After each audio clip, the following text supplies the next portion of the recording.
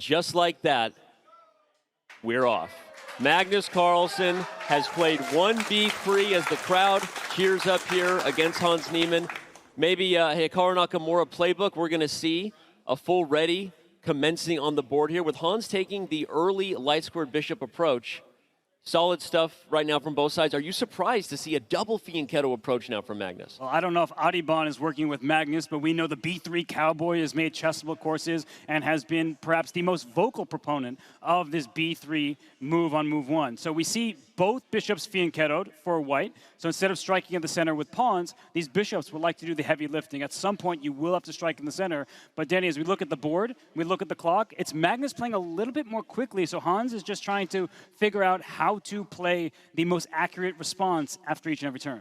Yeah, he's taking his time, doesn't want to be thrown off perhaps by an opening he didn't prepare for. Is that an early sign that Magnus has surprised him and that he chose something that Hans wasn't ready for with this 1b3 approach? It is obscure. Wouldn't be surprised if he's like, all right, let me take a second to make sure I don't get a bad middle game. The eval bar, as you can see, is 50-50 there, meaning this is a roughly equal position, a coin flip. Often what matters in these games is who gets the middle game they're comfortable with. Forget the evaluation. Who knows the plans? Who's more familiar with the tactics and the patterns? That's going to decide the game, and Magnus plays c4, our first aggressive pawn move in the center by white.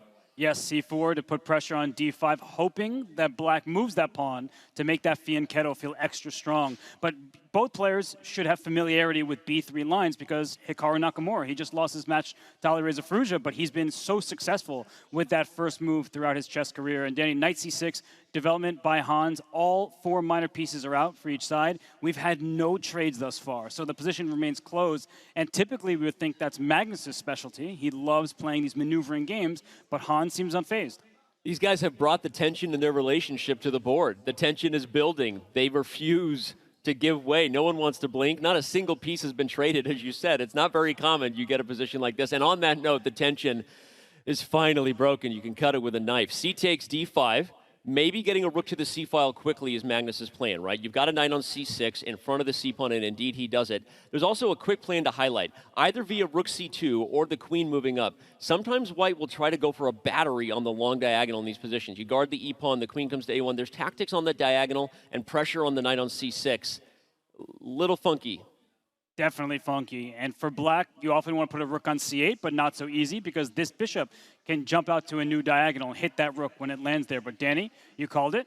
Rook c2, queen a1 potentially in the near future. It could be a bad sign for Magnus that I just called the entire plan, rook c1, rook c2. That's probably not the level of chess he's looking for today, Danny Wrench style. But it is a common plan in the structure, jokes aside. The queen battery will be dangerous. And the fun thing about it next is that if that e2 pawn isn't targeted, Robert, the e rook can also come to c1. And so you have this almost like Sicilian-style structure for white, right, with the open c-file. And in fact, the knight gets out of the way so that black can avoid this battery that's coming and maybe play pawn to c6 or c5. That's a really strong move. Retreating moves with the knight are especially difficult to find. Hans backs up to go forward to d7 next to reinforce this knight on f6. And then the queen will get active after that because it's no longer tending to that knight on the king side. So I really like the way that Hans has played thus far. And I think he should be building confidence because he's handled the opening stage of this first game very well. Seems to be confident. Lean back in his chair a little bit. Giving Magnus something to think about here as Magnus uses a little bit of the extra time he had to decide where to go. Does he follow through with the battery plan, the queen coming to a1? Does he look to do something different now that Hans has relocated this knight, as you said, a very strong idea? Preempted it. And for Hans, he's now catching up on the clock as Magnus continues to think, trying to come up with perhaps a new plan. But queen a1 was the idea. It just doesn't have great effect anymore. And for Magnus, I'm actually not really seeing it. He is very passive in his position.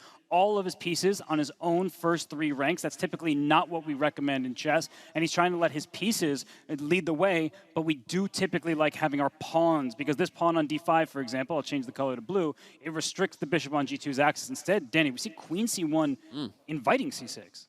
Queen c1 invites c6, and it's awkward because you wonder where's the queen going next. So what does Magnus have up his sleeve? The problem when you have less space, Robert, just to highlight, is white has every single piece that they started with, besides the pawn you traded, which means they're kind of wrestling each other for squares, right?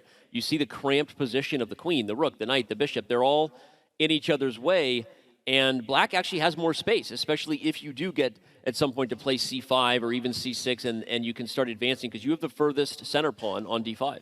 That's right, and c5 comes with an added threat, I'll put that in air quotes, of a4, just trying to chisel at white's pawn structure and create some isolated pawns. So I think that Hans has done everything right, and now he's spending time, because Danny, there are some positions where you get tempted to lash out, and he has just done that.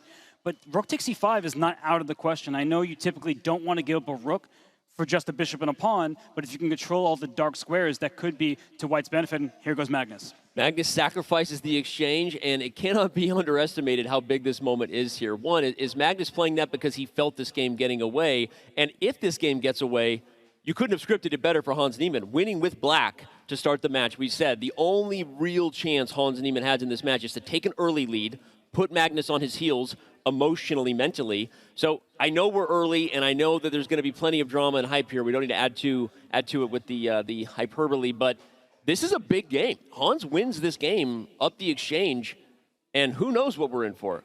Objectively, the exchange sacrifice was justified. Here, we see the bishop h3 move, but it probably came at the wrong moment. Rook b6 hits the queen. There's a pawn that was behind that queen, and this queen on a4 is dangerously close to getting trapped. It has to reroute to the center, queen to d4. But excuse me, is this pawn on b3? Can you just capture that one? I think it's hanging. Now, Magnus will have the queen and bishop on the dark square battery for the rest of the game, and that is good old-fashioned family fun on the king side. So black has to worry about that. But again, it's an exchange and a pawn, and Magnus is in trouble here. He is, because it's actually just an exchange. That pawn on b3 was won by Hans, so it's not enough material compensation for Magnus, not even close. And he does have that great queen and bishop lined up. Knight d2 kicks that rook back. That rook on b5, honestly, is a bit awkwardly placed. But if black gets queen b6, suddenly we see the queens leave the board, and that has to be to Hans's benefit. Yeah, queen to b6 looks great. Magnus allows the queen trade. This is going to be super tough to hold. And Magnus doesn't even have a time advantage to go with it. Hans has plenty of time on the clock. This already looks like a game that could, if anybody around the world wasn't tuning into this match at this point, if Hans Niemann wins with black to set things in motion here in Paris on our second semifinal match of this Friday, call everybody. Call your aunt, even the one who never answers, and you don't even know if she knows how to use the internet. Well, this is going to break it. This bishop on d4 is about to just be the hero in white's position. Look at it cover the b2 square. It can't be attacked very easily. A knight's about to hop out to e3. Maybe we'll see the bishop give itself up for this knight and try to win that central pawn. And rooks need open files. The c file is open, but unfortunately it's unattainable. The bishop on h3 covers that square. Rook e8 does all of nothing because the knight wants to get on e3 anyway. And Danny, that was a terrible move. The rook is trapped. Knight to d2, and the rook has no squares.